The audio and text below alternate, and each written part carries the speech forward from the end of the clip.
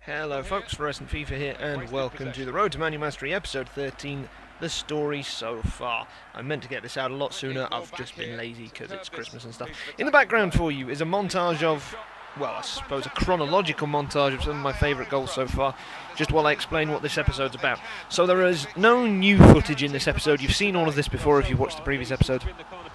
I originally had this episode the other way round, but I've decided to get this bit out of the way first because I think it's probably more interesting, and then people can stay for the second bit if they are interested. So what I'm going to do is just talk about the future of this series, where I'm going to go, and ultimately whether or not I think I can actually achieve the goal which I've said, which is to win a Division 1 league title.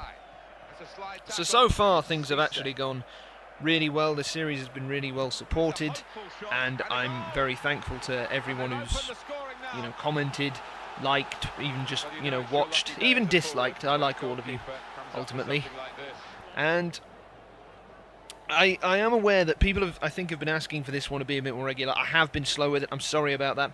It is my absolute priority for the beginning of 2013 in terms of YouTube. So all of my other series, apart from the manual top 5, well, I suppose I'm only really doing the Jinxing Jonah series, is the only other main series I'm doing. That stops. There is something about the Manual Cup which I'm going to release very shortly as well. That will be going, but I've sort of changed the scheduling for that slightly. Road to Manual Mastery will be my main focus for the beginning. Jinxing Jonas is on hold, so I will be firing these out more regularly. And ultimately, the question that I really need to ask is whether or not what I actually set myself, or I suppose what you technically set me, because this was voted for by subscribers, was whether or not what I can actually, or whether or not what I actually want to do is possible. Is it possible to win a Division 1 league title having gone all the way from the very beginning using full manual controls? Obviously against anyone. Manual versus manual, of course it's possible. And kind of the reason I didn't do that was because I didn't want to do that. My preference would have always been to try manual v assisted just to see if I could do it. Was simply because I know I can win league titles manual v manual. I did it in FIFA 12.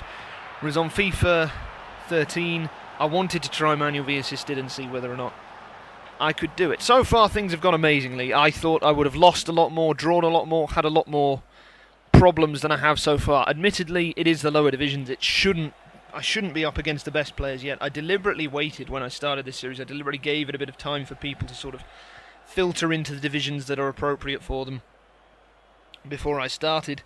And that seems to have worked in general, because I seem to have come up against people who belong in the division that I'm playing them in. And that was one of the sort of main things I wanted to make sure, because if I'd just done it from the very beginning, right at the beginning of, well, I suppose right at the beginning of October or end of September when the game came out, I could have been up against Division 1 standard players in Division 10 and Division 9, because they hadn't moved up the season's leaderboards and the rankings and the divisions yet or whatever. And I wanted to avoid that. So I'm hoping that now also I'm not going to end up against anyone who's sort of in a division they don't belong because they just tanked through it playing rubbish people early on, if that's how it worked out for them. So that was a key sort of thing I set myself in this series, and the question really was when was I going to hit major problems? When I spoke to a few people about it, saying I'm going to give this a go, people want me to try it, not a single person has said they reckon I can do this and actually win a league title in Division 1. And I'll be honest, I doubt it myself, especially since, if you're not aware, in FIFA 12 to win a league title in Division 1 you needed 20 points in Division 1, so 6 wins and 2 draws, meaning you could get away with 2 losses. In theory, if you won 7 and lost 3, you could get away with 3 losses in a season. But in FIFA 13, you now need 23 points to win a Division 1 league title, and that is 7 wins and 2 draws, and only 1 loss, or 8 wins. And just based on the nature of FIFA, I'm sure everyone will be able to relate to this, you are guaranteed to have at least 1 game out of 10 where, for whatever reason, you're going to get screwed over. Either that, or you just play badly. And obviously, on manual, it's a lot easier in a way to play badly than on semi or assisted, just because you don't ever have that cushion of things being done for you in any way. You've got to do everything yourself. So if you've got a day where you're uncoordinated and can't pass, you're stuffed, no matter how hard you try. So winning a Division 1 league title is going to be unbelievably tough. I'm going to give it a go. Obviously I have to get to Division 1 first. In fact, no one even thought I'd reach Division 1. Of all the people I asked, they all said I'd get stuck at about Division 4 or Division 3. And I could have agreed with them, but I think based on how I've done so far, I think I will get to Division 1. Whether or not I can go any further than that, I don't know. That's the big question mark. But I've got to get there first. Obviously, I would like to try and avoid the hiccup I had in Division 6, because that was fairly unpleasant. I'm not expecting to get there in, 9 seasons, 9 promotions. I don't expect that to happen. But I think in general, certainly up until Division 3, I shouldn't have any issues avoiding relegation. I would hope. I've probably jinxed it by saying that. We'll see how it goes, but that's just the sort of thing. So the future of the series is I will be firing these out more regularly. I may make them shorter to make it easier to do that. I may only do 1 or 2 games per video and keep them, but so that they come out every maybe 2 or 3 days as opposed to once a week, which is what I've been doing because of other stuff. We'll see, and I just wanted to update you on that and make it clear in a video. So what I'm going to do for the second half, incidentally, a new one of these will be out very shortly, so there's not too much of a gap. Second half of this video is going to be analysis. It's going to be about just sort of some stat crunching from some of the stuff that's happened so far in the series. So if you want to stay for that, of course, you're more than welcome. But if you would rather just wait for episode 14, which I suppose will be the next proper episode, if you will, where I'll be back to doing more games. That'll be along very shortly, and as I say, I promise I will speed things up now, because I'm kind of aware that this has been dragging out a little bit longer than I was intending. So if you want to stay for the analysis, I'll go through that now, and if you just want to wait for the next episode, that's fine as well, but most importantly, play manual. So this is the situation we're now in. We're in Division 5, we have got 5 promotions in 5 seasons, albeit the last one by the skin of my teeth. And it's all going reasonably well. 4 titles, didn't quite manage it in Division 6, but got just 1 point off. Here's just a general rundown on the screen now of how I'm actually doing. Even though it's actually 38 matches, one of them I haven't counted because the very first match my opponent left after about 7 minutes when it was 0-0, so I decided not to count that. So we've won 22, drawn 10, lost 5 of the first 37 games, scoring 76 goals, going at just over 2 goals per game along the way, which is pretty good going, I would say, and conceding 30 goals, about 0.81. That's pretty good. If we can keep that up, we should be able to get to roughly Division 1. And then on the screen in just a second are a load of the stats which have sort of come from the game.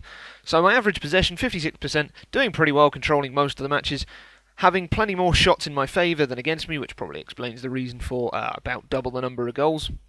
Pass success, 79%. I would like to get that above 80, because generally I think 80% is a very good marker if you use full manual, the sort of area you want to aim for. Tackle success, 76%. I've no idea if that's any good or not, in all honesty.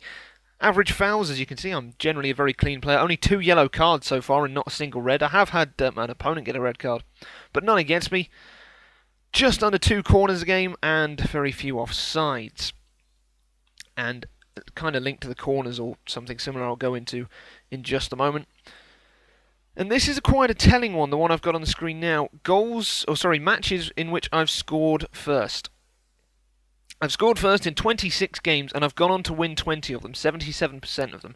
That is really good going, I think, because that is a really sort of promising ratio of converting good positions into wins. To only not fail to win 6 times out of 26, I think is pretty good going. Not happy with the 2 losses. You should never really lose if you've gone ahead. But that isn't too bad, and when you compare it to when I have conceded first, it is indeed very different. I've conceded first, obviously, in the other 11 matches, because I haven't actually had a single 0-0 draw yet, which is quite surprising. But I've only gone on to win twice from going behind. So my recovery isn't brilliant, but I have managed to get draws back out of it more than half the time. I've only lost 3 times having conceded first. That's not too bad. It would really help me, though, if I could convert a couple of those draws into wins, or if alternatively I could just score first more often, because I certainly have the chances to in most of the games. In terms of the actual goals that I've been scoring, all of the others I've sort of classified into just general goals. I've scored 10 times from set pieces, which is 13% of my goals. I've only conceded 5 times from set pieces, even though that is 17% of my goals. And the most surprising one out of all the stats that I came up with was the number of goals I've conceded from outside the box and scored from outside the box, both really, really low. I was expecting these to be a lot higher. But I went through all of them, and honestly, it's really is the case, and one of them wasn't even a proper long shot, one of them was just a one-on-one. So that was very surprising. Now, one thing I often mention is that I like to use lower star teams, and you're gonna see why. I've used 4.5 star or 5-star teams in 16 different matches so far. Won 9, drawn 4, lost 3, that's not too bad a ratio. And my goals for 33, and that's about 2.06 a game, which is pretty much exactly the same as my overall average. But goals against, 17 goals, more than one a game when I've been up against 4.5 and 5-star teams. And that is a really telling stat, because that's why I said I didn't really want to play them, and that's why I generally don't enjoy playing them. Because it's much more about what you come up against than what you can do that's the issue. And when you compare that to when I've used 4-star teams or lower, 21 matches played, you can see the ratio is much better, 13-6-2. Goals for, pretty much the same. But against, only 13 goals, and that's at 0.62 per game. That is a really significant stat, and that is why I am going to be particularly keen on using the lower star teams, who I enjoy using more anyway. But when you've got that kind of thing going in your favour, and you seem to be able to keep your opponent out much more, it just seems logical to keep going with that wherever possible. So that's just a sort of rundown of some of the things that have been happening in the series so far.